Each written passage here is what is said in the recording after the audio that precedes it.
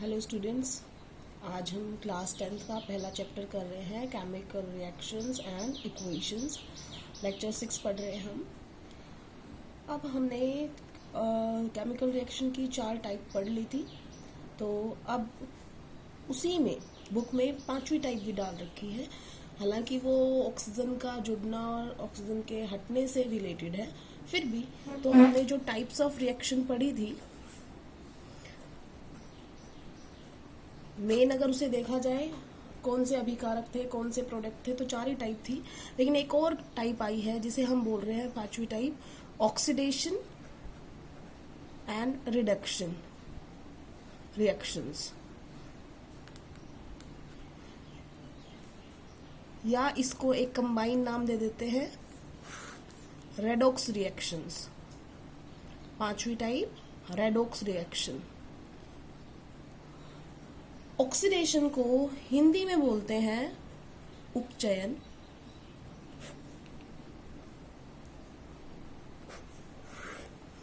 और रिडक्शन को बोलते हैं अपचयन।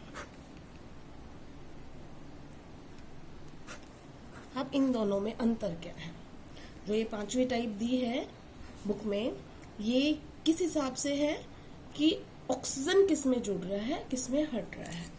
अगर ऐसे रिएक्शन है, देखो नाम से ही पता चल रहा है आपको कि, देखो पहले तो इसको लेते हैं हम, कौन सी रिएक्शन है ये? रेडॉक्स। तो रिडॉक्स में ये रेड जो है ये रिडक्शन के लिए है, ऑक्स जो है वो ऑक्सीडेशन के लिए है। तो अगर कोई इसकी आपके डेफिनेशन पूछे तो आप क्या कहोगे?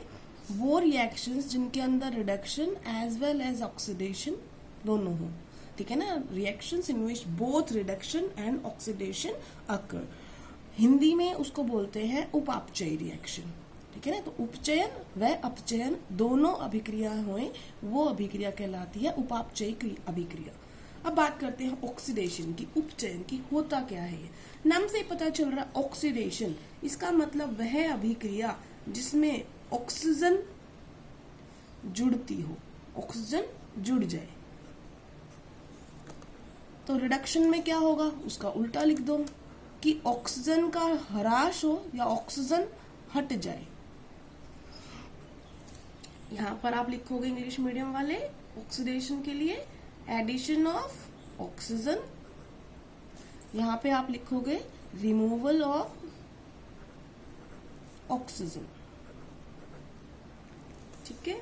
दूसरा अगर इसका देखा जाए तो ऑक्सीजन, देखो ऑक्सीजन पे वैलेंसी अगर आप निकालते हो तो ऑक्सीजन लेने की कैपेसिटी रखता है, -2 आता है उसके ऊपर। माइनस इसलिए, वैसे तो वैलेंसी पे कोई चार्ज नहीं होता, लेकिन माइनस में इसलिए कह रही हूँ कि जब वो लेगा तो उस पर आयन का जो चार्ज आएगा वो -2 आएगा, क्योंकि वो इलेक्ट्रॉन लेता है।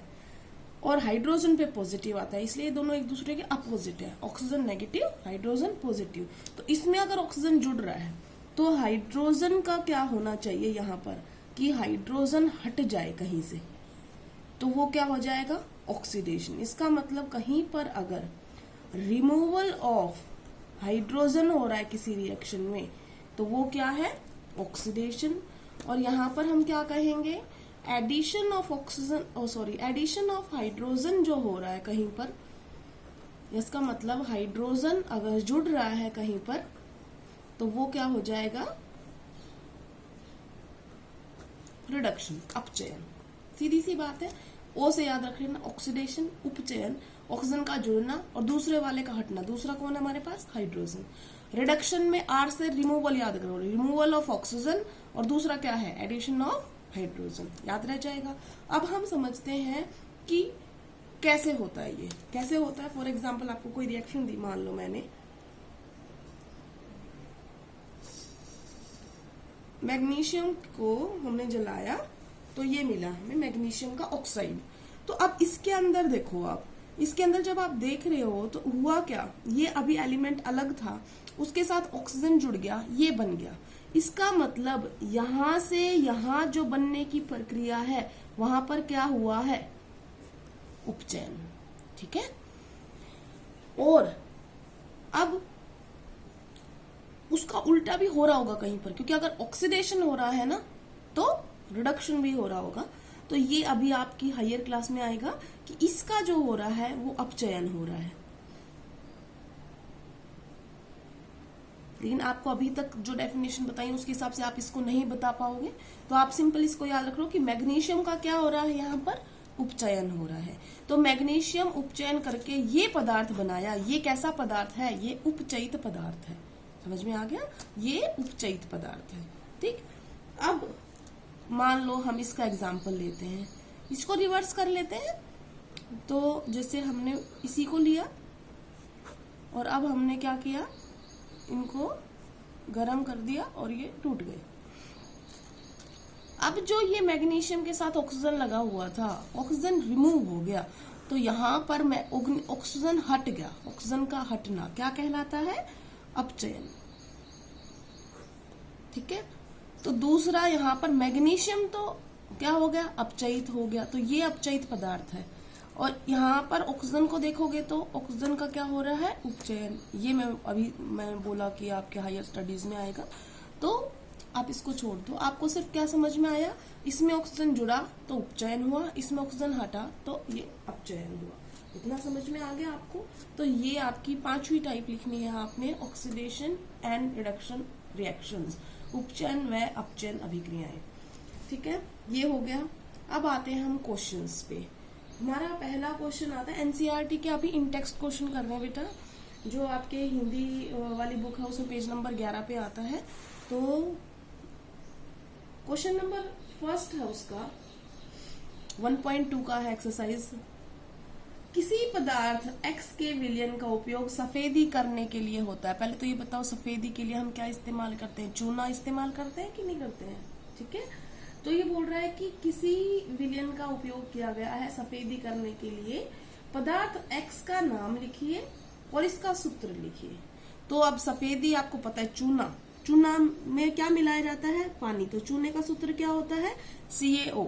ये होता है हमारा चूना, उसमें हम मिला देते हैं पानी, तो ये क्या बन जाता है? Calcium hydroxide. ये जो पानी बनता है इससे हम सफेदी के लिए इस्तेमाल करते हैं इस विलयन को। ठीक है, तो ये क्या है? हमारा चूना, जिसमें हमने क्या मिला दिया? पानी, और ये बन गया हमारा चूने का पानी, जिसे हम सफेदी के लिए इस्तेमाल करते हैं। तो पहला पार्ट हो गया, हमने बता दिया कि पहला पार्ट, इनफैक्ट पहला नहीं, उसने सिर्फ क्या पूछा था फर्स्ट में, अभी रुक जाओ, फर्स्ट में उसने सिर्फ पूछा था कि X का नाम बताओ। तो X हमने बता दिया CaO है, और इसका सूत्र लिखो, वो हमने बता दिया। नाम इसका कैल्शियम ऑक्साइड है और ये इसका सूत्र है। सेकंड पार्ट है, उसने पूछा है कि लिखे पदार्थ की जल के साथ अभिक्रिया। तो ये सेकंड पार्ट है। ये चूना था आपका, ये वाला कैल्शियम ऑक्साइड। तो अब इसके अगर सूत्रों के नाम लिखे तो ये कैल्शियम ऑक्साइड है, ये वाटर है, और ये कैल्शियम हाइड्रोक्साइड है। तो पहला क्वेश्चन हमारा हो गया। ठीक है, समझ में आ गया होगा आपको। उसके बाद दूसरा क्वेश्चन है, आपको बुक के अंदर क्रियाकलाप पाठ्य पुस्तक में 1.7 पर, तो 1.7 पर क्या क्रियाकलाप बना रखा है वो मैं आपको एक बार ड्रॉ करके बता देती हूँ।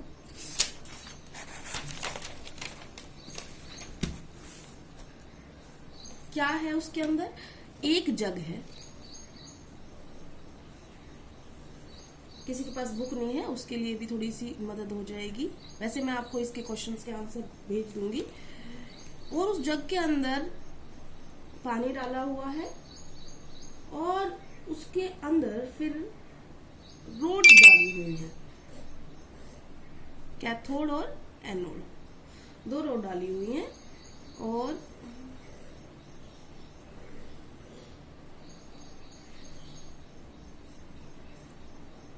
ये एनोड बनाई है,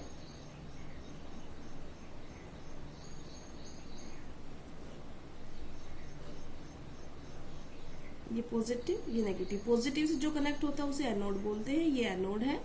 और ये नेगेटिव से कनेक्ट हुआ है, ये कैथोड। बेटा हिंदी मीडियम भी एनोड कैथोड ही लिखता है। कभी आप सोचो कि मैम ने ये लिखा है, तो हिंदी में भी एनोड कैथोड ही बोलते हैं। ये ग्रेफाइट की रोड्स हैं जो कनेक्टेड है इससे पूरी।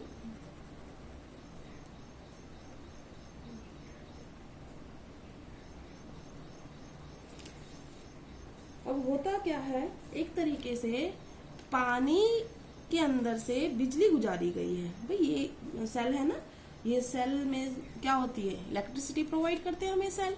यहाँ पे बैटरी लगा रखी है हमने, और यहाँ पे हमने ये पानी है, पानी के अंदर हमने बिजली गुजारी है, उसके अंदर थोड़े से हमने एसिडिक कर दिया था उसे, ताकि उसके अंदर से कंडक्शन हो जाए। अब हुआ क्या कि जब इनके अंदर हमने ये सारी चीज की, तो इस एनोड के ऊपर यहाँ पर ये सारा पानी भरा हुआ है इसके अंदर, और यहाँ पर इससे यहाँ पर आया है, तो यहाँ पर जो इकट्ठी हुई है एक गैस, और यहाँ पर उससे लगभग दुगनी है, ये इतनी है, इससे दुगना है ना ये स्पेस, यहाँ पर एक गैस इकट्ठी हुई है। आपसे ये पूछा गया है कि परखनली में एक जो गैस है वो कम है और एक गैस उससे एग्जैक्टली डबल है, कौन सी गैस है और वो ऐसा क्यों करा है कि उन्होंने एक साइड ज्यादा आई है एक साइड कम आई है। तो इसे समझने के लिए पहले आपको ये बात समझनी पड़ेगी कि हुआ क्या है। यहाँ पर जब हम पानी में से बिजली गुजारते हैं तो हमने विद्युत गुजारी, ठीक है, इलेक्ट्रोलाइसिस किया। इलेक्ट्रोलाइसिस को बेटा हिंदी में बोलते हैं विद्युत अपघटन। विद्युत अपघटन किया तो हमारे पास हाइड्रोजन आई और हमारे पास ऑक्सीजन गैस आई। अब आप देख सकते हो ये 1 मोल ऑक्सीजन बनी है, ये 2 मोल ऑक्सीजन बनी है, तो इसका मतलब यहाँ पर कम वाली है तो ये कौन सी गैस हुई, ऑक्सीजन। यहाँ पर डबल बनी है वो कौन सी गैस हुई, हमारी हाइड्रोजन। तो हमें यहाँ पे 2 लिखने की जरूरत नहीं है, हम सिर्फ हाइड्रोजन गैस लिखेंगे यहाँ पर कि यहाँ पर ऑक्सीजन गैस और यहाँ पर हाइड्रोजन गैस बनी है। तो ये अब आपको पता चल रहा है कि जब हम जल का विद्युत अपघटन करते हैं तो जब हाइड्रोजन और ऑक्सीजन से मिलकर बना था ना वाटर, तो अब वो तोड़ रहे हैं हम, तो एक हाइड्रोजन गैस बन रही है और दूसरी ऑक्सीजन गैस बन रही है। तो हम कह सकते हैं कि हमारा समीकरण ये दिखा रहा है, क्योंकि बैलेंस है बिल्कुल, कि हाइड्रोजन जब ऑक्सीजन जब 1 मोल बनती है तो ये कितना मोल बनती है, ये 2 मोल बनता है, ठीक है ना, हाइड्रोजन गैस। तो ऑटोमेटिकली जब ये गैस ऑक्सीजन गैस 1 मोल इकट्ठी हुई तो उससे एग्जैक्टली डबल यहाँ पर इकट्ठी होगी, वो हाइड्रोजन गैस है। समझ में आ गया होगा क्वेश्चन। अब आते हैं हम क्वेश्चन नंबर, ये यहाँ पे अगले पेज पे आते हैं, पेज नंबर 15 पे पहुंच जाते हैं हिंदी मीडियम के। क्वेश्चन है अनुभाग 1.3। उसके बाद जब लोहे की कील को कॉपर सल्फेट के विलयन में डुबाया जाता है तो विलयन का रंग क्यों बदल जाता है। तो हम लिख लेते हैं पहले लोहे की कील। लोहे की कील का फॉर्मूला क्या हो जाएगा, Fe। कॉपर सल्फेट के विलयन में डुबोया गया तो ये हो गया CuSO4। अब वो बोल रहा है इसका रंग क्यों बदल जाता है। तो पहले तो हम ये देख रहे हैं क्या ये इनके बीच में अभिक्रिया होगी। तो आपको फिर वही वाली याद आ जाओ अपनी, आपको कल एक्टिविटी रिएक्टिव की सीरीज करवाई थी ना, तो यहाँ पे लिख लेते हैं पढ़ना साइंस जिल हाई कोर्ट का मैसेज है। इसमें से आयरन ढूंढो कौन सा, ये था आयरन, और कॉपर ढूंढो, ये था कॉपर। तो कौन ज्यादा रिएक्टिव है, आयरन। वो आयरन ज्यादा ऊपर है तो आयरन ज्यादा रिएक्टिव है। तो आयरन रिएक्टिव है तो वो इसको इसकी जगह से निकाल सकता है, तो ये यहाँ पर आ जाएगा, कॉपर बाहर निकाल देगा, तो ये बन जाएगा FeSO4 प्लस में कॉपर। तो इसी वजह से, क्योंकि नीला रंग किसकी वजह से था, कॉपर सल्फेट की वजह से। जब आयरन की नेल्स डाली, कील डाली लोहे की, तो वो रहा ही नहीं, जिसकी वजह से नीला कलर होना चाहिए। कॉपर सल्फेट नीला था ना, कॉपर सल्फेट तो रहा ही नहीं, आयरन सल्फेट बन गया है। इस वजह से उसका रंग क्या हो जाता है, नीला रंग समाप्त हो जाता है। और क्योंकि नीला रंग समाप्त हो गया, इसका रंग होता है हरा, हल्का हरा, तो ये हरा रंग आने लग जाता है। समझ में आ गया। तो आप क्या कहोगे कि विस्थापन अभिक्रिया होने लगी, जिसकी वजह से कॉपर सल्फेट की जगह पे क्या बनने लग गया, अब फेरस सल्फेट, आयरन सल्फेट। जो नीला रंग था वो किसमें परिवर्तित हो गया, हरे रंग में। पहला क्वेश्चन हो गया। उसके बाद उसने बोला है कि पाठ 2 क्रियाकलाप 1.10 से भिन्न द्विविस्थापन अभिक्रिया का एक उदाहरण दीजिए। तो उसके अंदर पहले वाले उदाहरण जो मैंने आपको करवाए थे वो थे, तो हम एक उदाहरण लिख लेते हैं। दूसरा उसका आंसर सीधा लिख देती हूँ मैं, BaCl2 प्लस में ZnSO4 give rise to BaSO4 plus में ZnCl2। देखो आप, द्विविस्थापन है ना, दो यौगिक इधर है, दो यौगिक इधर है, ये इसकी जगह पे चला गया बेरियम सल्फेट बन गया, ये इसकी जगह पे चला गया जिंक क्लोराइड बन गया। ठीक है, उसके बाद क्वेश्चन नंबर 3 है, जल्दी से कर लेते हैं हम इसे। क्वेश्चन नंबर 3 में है 4Na प्लस में oxygen give rise to 2Na2O। आपसे पूछा गया है कौन सा उपचयित पदार्थ है, कौन सा अपचयित पदार्थ है। देखो Na के साथ सोडियम मतलब सोडियम के साथ ऑक्सीजन जुड़ गया है, तो यहाँ पर क्या हो गया, उपचयन हो गया। तो इसका मतलब यहाँ पर क्या हो रहा है, सोडियम उपचयित होकर सोडियम ऑक्साइड बना रहा है। ठीक है, आपने ये लिखना है कि सोडियम उपचयित होकर ये बना रहा है। अब इसके बाद उसने पूछा है दूसरा question, CuO plus H2 give rise to Cu plus H2O। अब देखो यहाँ पे ऑक्सीजन हट गई, तो यहाँ पर क्या हो रहा है, अपचयन, जबकि H2 के साथ क्या जुड़ गया, ऑक्सीजन, तो यहाँ पे क्या हो रहा है, उपचयन। तो आपने क्या लिखना है कि कॉपर ऑक्साइड कॉपर में अपचयन कर रही है, कॉपर में बदल रही है, तो अपचयन हो रहा है, रिडक्शन हो रहा है, और हाइड्रोजन जो है जब वाटर में परिवर्तित हो रही है तो उपचयन हो रहा है।